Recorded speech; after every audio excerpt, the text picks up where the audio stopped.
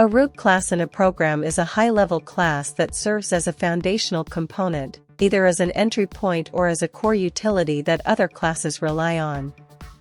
In a simple application, the program class is often considered the root class because it contains the main method, where execution begins.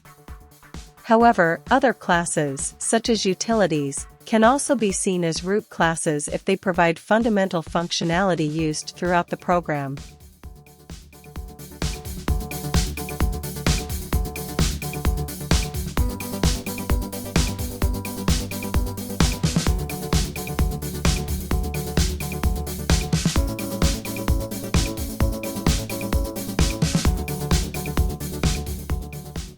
Even though utilities does not contain main method, it acts as a core part of the application.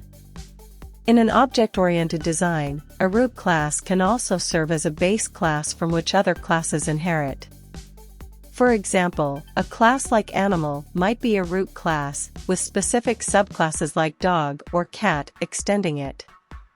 Regardless of the program structure, all classes in C# ultimately inherit, directly or indirectly, from the object class, which is the true root of the entire type system.